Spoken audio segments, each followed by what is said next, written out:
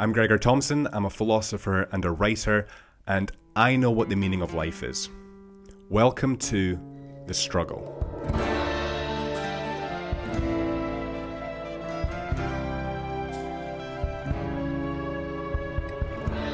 This episode is brought to you by The Struggle newsletter. This is a weekly email newsletter that I send out for free every Sunday, a short article concerning the art of embracing productive struggle. And I also send out tips, strategies, and recommendations such as movies, music, podcasts, books, and recipes to help along the way. To sign up completely for free, go to gregorthompson.com, the link will be in the show notes, confirm your subscription, and check your spam folder for your welcome newsletter, and then add me to your contacts so that you can continue to receive it in your inbox every week for free. And that's it. You're on your way to being more productive, healthy, and motivated. Now, let's get on with the struggle. This is episode 15 of The Struggle with me, Gregor Thompson. Now, last week I discussed the morals and symbolism within the story of Christ, including the symbol of the cross, symbolizing the idea that life is suffering. Now, Christianity is not the only religion that has life is suffering as one of its core tenets. Suffering is an integral component of Buddhism as well. Buddhism began with Siddhartha Gautama, who lived in northern India in the 6th century BC. His father, Suddhodana, was the ruler of the kingdom of Sakyos, modern-day Nepal. Siddhartha married a beautiful princess named Yasodhara at the age of 16. He lived in a luxurious palace and had an incredibly opulent life ahead of him. However, at the age of 29, after the birth of his only child, Rahula, he decided to find a solution for mankind's suffering by leaving his life of luxury behind and searching for the universal solution to this universal problem. Throughout his journey of epiphany, he met religious teachers and followed their systems and teachings. However, he did not find the answer that he sought. So he decided that in order to find the one true solution, he must tread his own path. It was at the age of 35, while seated under the tree of wisdom, that Siddhartha became enlightened, after which he became known as the Buddha, or the Enlightened One. For 45 years after this day, he delivered classes and passed on his enlightened wisdom to those who sought it, no matter their position in society. What strikes me most about the story of how the Buddha came to be was that he did not claim to have supernatural powers. He did not claim to be anything special or a god. He simply obtained wisdom and shared it to whoever would listen so that they too could become enlightened. He allowed his students freedom of thought, as for a person to liberate themselves, they must not be restricted by any god or doctrine. He believed that we are our own masters, and therefore no other being or god has control over what we do or what we become. He advised his students to be a refuge to themselves and not seek refuge in others. He believed that we, and only we, are capable of bettering ourselves through effort and intelligence, rather than what the Buddha believed was the root of all evil, ignorance and false views. The Buddha's teachings generally revolved around the 4 Noble Truths, which are 1.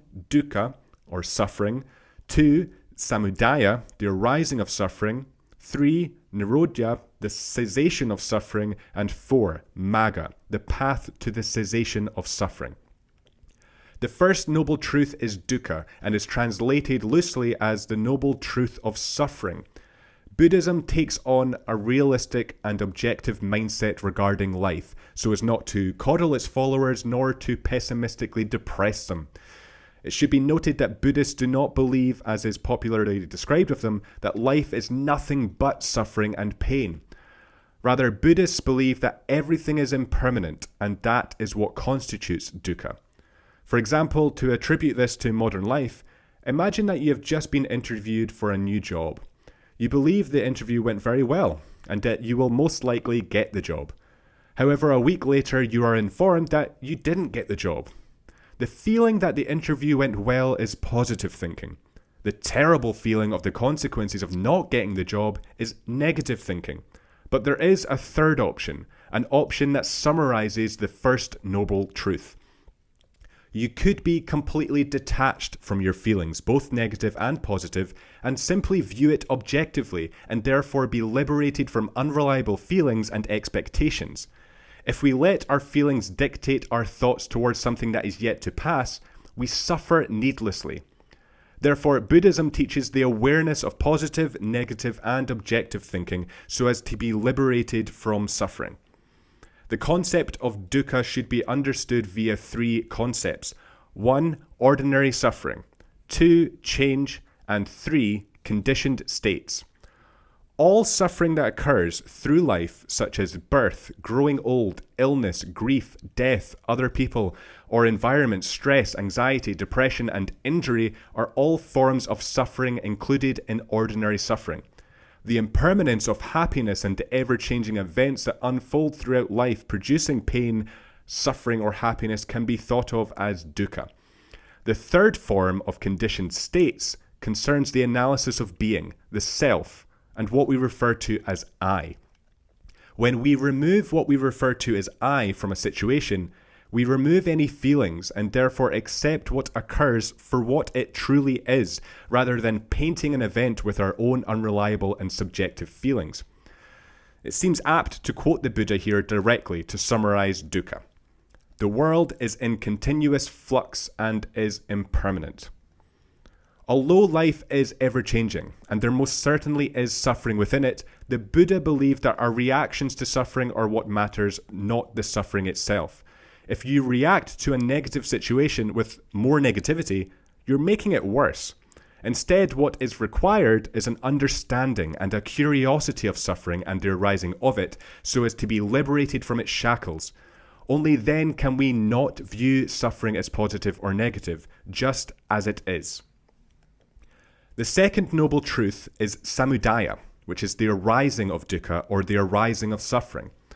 In his book, What the Buddha Taught, Walpola Rahula describes samudaya as the thirst which produces re-existence and re-becoming, and which is bound up with passionate greed, and which finds fresh delight now here and now there, namely 1. Thirst for sense pleasure, 2. Thirst for existence and becoming, and 3. Thirst for non-existence. So let's define those three. What he's saying is that the arising of suffering can come from these three thirsts. The first of which comes from indulging our sense pleasures, or when we indulge in what feels good, what derives pleasure, and what makes us comfortable. The second is a thirst for existence and becoming. What he means by this is that the arising of suffering can come from a constant yearning for what's next, as well as what you could become, without an acknowledgement of where you are here and now, the present. It's the suffering that comes from wanting rather than being. The third thirst is the thirst for non-existence, which I see as the yearning to distract, the yearning to lose ourselves, to distract ourselves in the modern world with social media, television, pornography, video games, or gambling. It's the yearning to forget your own existence. So the arising of suffering comes from either of these three thirsts.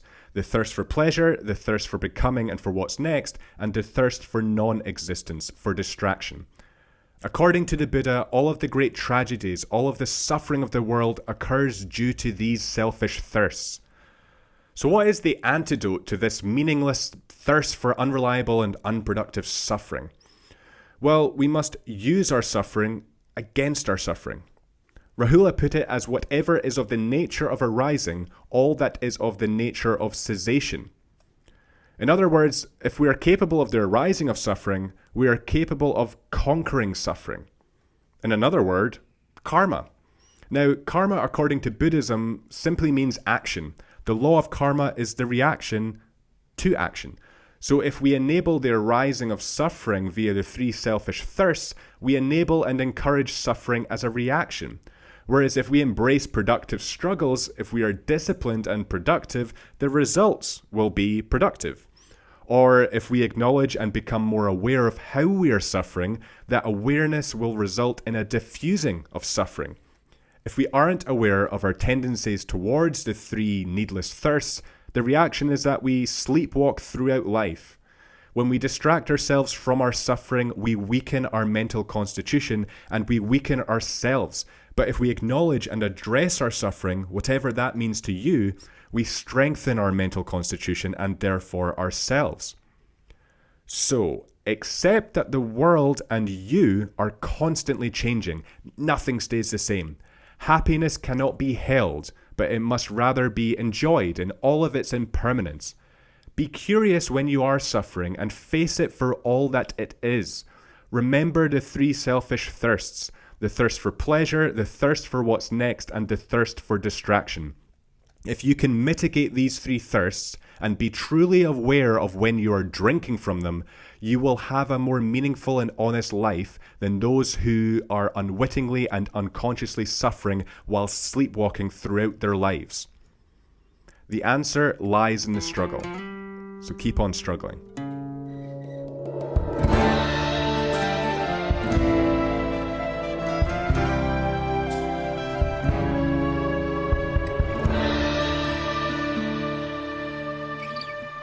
Just a few more things before you take off. Firstly, thank you for watching. It genuinely means a lot to see people viewing and liking the content.